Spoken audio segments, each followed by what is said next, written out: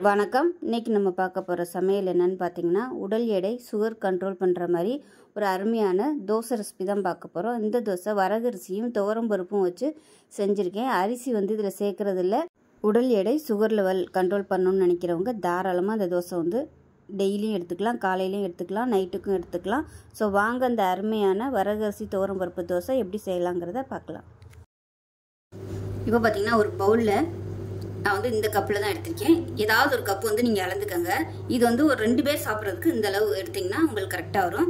இந்த கப்பு பார்த்தீங்கன்னா மெஷரிங் கப்பில் 1/4 கப்பு இருக்கும் இல்லையா, அந்த கப்பு எடுத்திருக்கேன் நான். இப்போ இந்த கப்பில் 1 கப் அளவுக்கு வரகரிசி எடுத்திருக்கேன். நல்லா 4-5 தடவை கழுவிட்டு நல்லா ஒரு 3லேருந்து ஒரு 4 மணி நேரம் நல்லா ஊறிடுச்சு.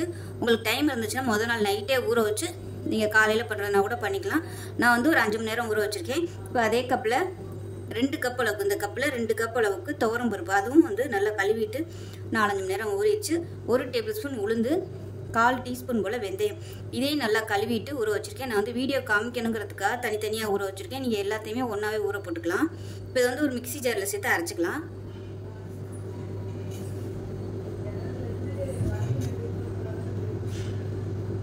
இப்போ இது ஒரு மிக்சி ஜாரில் சேர்த்துட்டேன். இப்போ இதில் காரத்துக்கு தேவையான அளவு வரமிளகா சேர்த்துக்கலாம். நான் ஒரு 2 வரமிளகா மட்டும் சேர்த்துருக்கேன். ஒன்று சின்னதாக தான் இருக்குது, கம்மியாக தான் நான் சேர்த்துருக்கேன். காரம் உங்களுக்கு எவ்வளோ தேவையோ அதுக்கு தகுந்த மாதிரி சேர்த்துக்கோங்க. வரகரிசி அதுவும் ஊற போடையில் நீங்கள் போட்டுக்கோங்க, நான் மறந்துட்டேன். இப்போ அதே மாதிரி 1/4 டீஸ்பூன் போல் சோம்பு சேர்த்துக்கலாம். இப்போ இதில் 1 பல் பூண்டு, அதே மாதிரி சின்ன துண்டு இஞ்சி சேர்த்துக்கலாம். இப்போ அரைச்சிட்டு வந்துடலாம். கெட்டியாகவே அரைச்சிக்கோங்க. தேவைப்பட்டால் நம்ம ஊற வச்சுருந்த அந்த தண்ணியை சேர்த்து அரைச்சிக்கலாம். இப்போ இதில் தேவையான அளவு உப்பு சேர்த்துக்கலாம். இப்போ அரைச்சிட்டு வந்துட்டு பார்க்கலாம். இப்போ பாருங்கள், நல்லா அரைச்சாச்சு, நைஸாக அரைச்சிட்டேன். இப்போ ஒரு பவுலில் சேர்த்துக்கலாம். இப்போ மிக்சி அலசிட்டு கொஞ்சமாக மட்டும் தண்ணி சேர்த்துக்கிறேன்.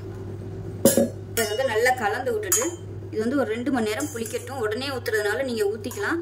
கொஞ்சம் லைட்டாக புளிக்க விட்டுட்டு ஊற்றுனீங்கன்னா டேஸ்ட்டும் நல்லாயிருக்கும். நல்லா பபுள்ஸ் நிறையா வரும் தோசை ஊற்றையில். நீங்கள் காலையில் நைட்டே ஊற வச்சிட்டிங்கன்னா காலைல ஒரு 6 மணியை போல் அரைச்சிட்டு ஒரு 7:30-8 மணிக்கு ஊற்றுறதுக்கு கரெக்டாக இருக்கும். இப்போ இது புளிக்கட்டும். ஒரு 2 மணி நேரம் கழித்து பார்க்கலாம். 8 பல் பூண்டு சேர்த்துக்கலாம். மீடியம் சைஸாக ஒரு பெரிய வெங்காயம் கட் பண்ணி வச்சுருக்கேன். இதுக்கு பதிலாக ஒரு 10 சின்ன வெங்காயம் சேர்க்கறதுனாலும் சேர்த்துக்கலாம். இது கூடவே ஒரே ஒரு தக்காளி, அதையும் சேர்த்துக்கலாம். காரத்துக்கு தேவையான அளவு மிளகாத்தூள் சேர்த்துக்கலாம். நான் 1 டேபிள் ஸ்பூன் அளவு சேர்த்துருக்கேன். சின்னதாக நெல்லிக்காய் சைஸுக்கு புளி சேர்த்துக்கலாம். தேவையான அளவுக்கு உப்பு சேர்த்துக்கலாம். இப்போ இதை நல்லா அரைச்சிட்டு வந்துடலாம். தண்ணி ஊற்றணும்னு அவசியம் இல்லை. இப்போ நமக்கு சட்னி ரெடி ஆயிடுச்சு. இப்போ நம்ம தாளிச்சுக்கலாம். இப்போ இதில் தேவையான அளவுக்கு எண்ணெய் விட்டுக்கலாம்.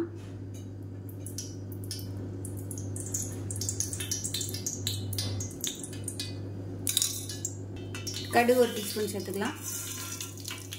அது கூடவே கருவேப்பிலை சேர்த்துக்கலாம். இதில் 1/4 டீஸ்பூன் போல் பெருங்காயம் சேர்த்துக்கலாம். இப்போ நம்ம அரைச்சி வச்சுருக்க அந்த சட்னி இதில் சேர்த்துக்கலாம்.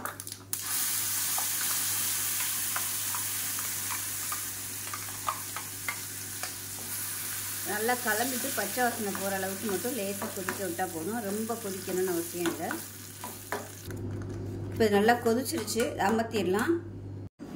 இப்போ பாருங்கள், நல்லா ஒரு 2லேருந்து ஒரு 3 மணி நேரம் நல்லா விட்டாச்சு. லைட்டாக அந்த பபிள்ஸ்லாம் வர ஆரம்பிச்சிருச்சு. இப்போ நம்ம தோசைக்குள்ளே காய வச்சு தோசையாக ஊற்றிக்கலாம். இதில் விருப்பம் இருந்தால் நீங்கள் பொடியாக நறுக்கின வெங்காயம், பொடியாக நறுக்கின கருவேப்பிலை, கொத்தமல்லி இதெல்லாம் கூட நீங்கள் சேர்த்துக்கலாம். நான் இன்றைக்கி ப்ளைனாக தான் ஊற்றுறேன். இப்போ கல் நல்லா காஞ்சிருச்சு. இப்போ தோசையாக ஊற்றிக்கலாம். நல்லா மெல்லிசாக தோசை ஊற்றுறதுக்கு சூப்பராக வரும். கல் ரொம்ப காய விட்டுறாதீங்க, இல்லைன்னா திரண்டுக்கிட்டு தோசை ஊற்ற வராது. அதனால் மீடியமான சூடு இருக்கையிலே தோசை ஊற்ற ஆரம்பிச்சிருங்க. ஸோ இது மிச்சம் இருந்துச்சுன்னா காலைக்கு நான் ஊற்றிக்கிடுவேன். அதனால நான் வெங்காயம்லாம் நறுக்கி போடலை.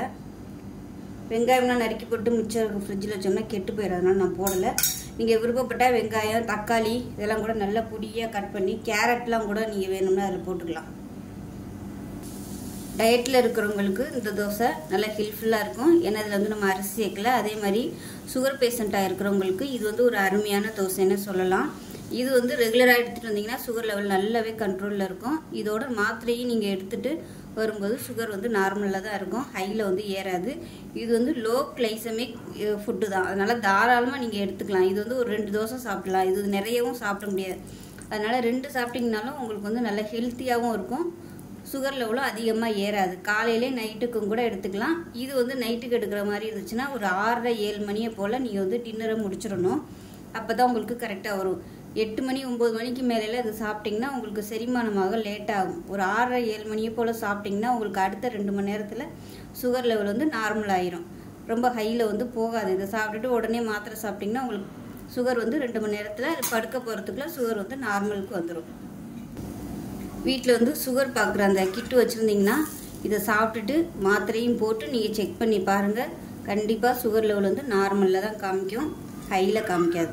இப்போ இதை வந்து திருப்பி போட்டுக்கலாம். இப்போ தோசை ரெடி ஆயிடுச்சு, எடுத்துடலாம். இதுக்கு வந்து பூண்டு சட்னி, கார சட்னி, தக்காளி சட்னி, இந்த மாதிரி சட்னி சூப்பராக இருக்கும். இப்போ நமக்கு ஒரு சிம்பிளான சட்னியும் தோசையும் ரெடி ஆயிடுச்சு. ஸோ பிரேக்ஃபாஸ்ட்டோ டின்னரோ செய்கிறதுக்கு ரொம்ப ஈஸியாக இருக்கும், சுகர் லெவலும் நல்லா கண்ட்ரோலுக்கு வரும். ஸோ செஞ்சு பாருங்கள், செஞ்சு பார்த்துட்டு எப்படி வந்துச்சுங்கிறத சொல்லுங்கள். வீடியோ பிடிச்சுன்னா லைக் பண்ணுங்கள், கமெண்ட் பண்ணுங்கள், சேனலை சப்ஸ்கிரைப் பண்ணுங்கள், பக்கத்தில் உள்ள பெல் பட்டனையும் ப்ரெஸ் பண்ணுங்கள். நன்றி.